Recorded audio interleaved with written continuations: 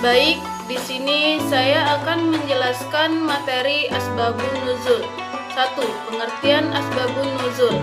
Asbabun Nuzul adalah idhofah yang terdiri dari kata asbab, sebab, alasan atau iklan, dan nuzul bermakna al-su'ud, turun, sehingga Asbabun Nuzul secara literal bermakna sebab turunnya satu atau beberapa ayat Al-Quran.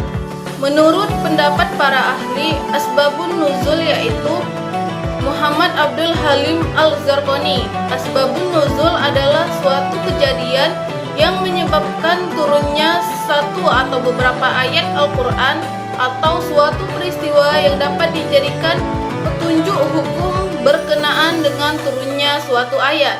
Menurut Subhi Sholih, Asbabun Nuzul adalah suatu yang menjadi penyebab turunnya suatu ayat atau beberapa ayat, atau suatu pertanyaan yang menjadi sebab turunnya ayat sebagai jawaban atau sebagai penjelasan terjadinya suatu peristiwa. Dengan demikian, dapat didefinisikan bahwa turunnya suatu ayat ada kalanya karena 1. Sikap permusuhan.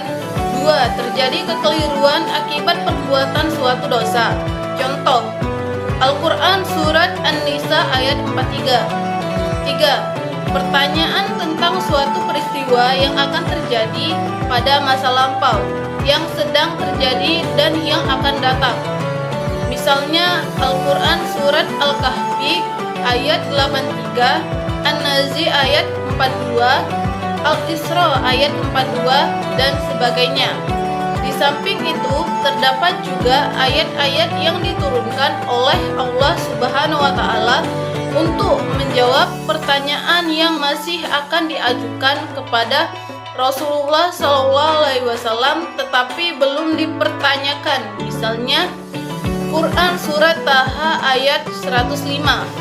Sehingga dalam wilayah keadaan tersebut, maka ketika menelaah dan menganalisa sebab turunnya suatu ayat, kasus atau peristiwa, pelaku peristiwa, dan waktu peristiwa adalah sesuatu yang tak bisa luput atau lepas dari perhatian. Manfaat mengetahui Asbabun Nuzul. Nah, manfaat yang pertama yaitu mengetahui hikmah. Artinya mengetahui hikmah pemberlakuan suatu hukum. Manfaat yang kedua yaitu memberi batasan.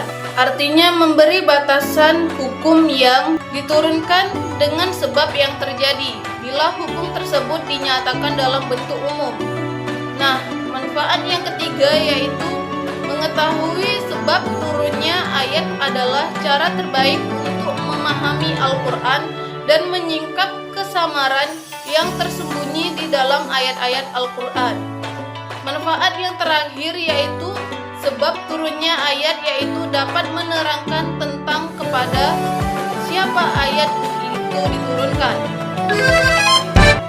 Kemudian pembahasan selanjutnya yaitu pengertian nuzul Quran.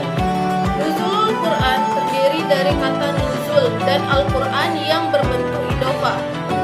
Penggunaan kata nuzul dalam istilah nuzul Quran atau turunnya Al-Quran tidaklah dapat kita pahami maknanya secara harfiah, yaitu menurunkan sesuatu dari tempat yang tinggi ke tempat yang rendah.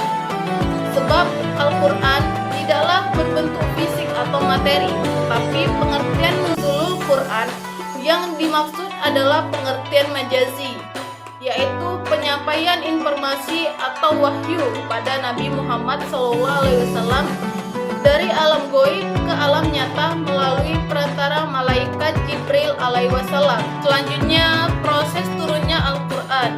Perbedaan kitab Al-Quran dipandang dari aspek proses penurunannya sangat jauh berbeda dengan kitab-kitab wahyu lainnya.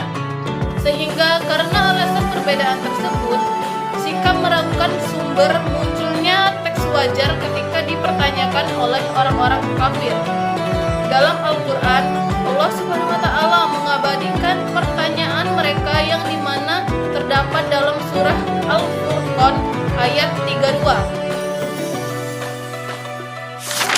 Kemudian saya akan melanjutkan pembahasan tentang para ulama seputar proses turunnya Al-Quran, yaitu pendapat Ibnu Abbas dan sejumlah para ulama, yaitu Al-Quran ialah turunnya Al-Quran secara sekaligus ke Baitul Azzaz di langit dunia untuk menunjukkan kepada para malaikatnya bahwa betapa besar masalah ini.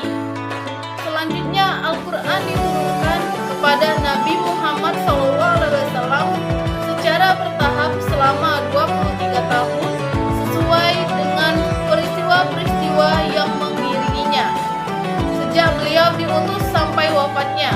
Pendapat ini didasarkan pada riwayat-riwayat dari Ibnu Abbas. Yang kedua, menurut pendapat yang disandarkan pada Al-Saqfi bahwa permulaan turunnya Al-Quran dimulai pada Lailatul Qadar di bulan Ramadan, malam yang diberkahi. Sesudah itu turun secara bertahap sesuai dengan peristiwa yang mengiringinya selama kurang 23 tahun. Dengan demikian, Al-Quran hanya memiliki satu macam cara turun, yaitu turun secara bertahap kepada Rasulullah SAW.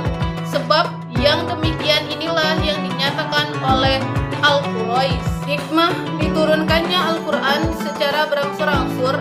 Yang pertama, untuk memantapkan dan memperteguh hati beliau, karena setiap peristiwa yang beliau alami selalu disusul dengan turunnya Al-Quran. Yang kedua, agar Al-Quran mudah untuk dihafal. Al-Quran diturunkan secara bertahap kepada Rasulullah SAW, memberikan semangat dan membantu Rasulullah secara batiniah bagi keberlanjutan proses dakwah Rasulullah SAW.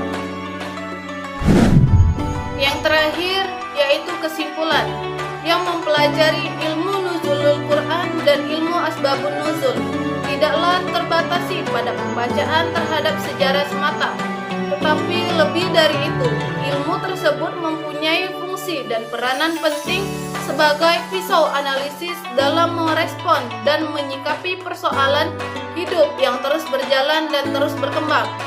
Kedua, bidang ilmu ini ternyata menempatkan dan semakin membuktikan bagi kita bahwa Islam adalah agama yang salih likulli zaman wa makan,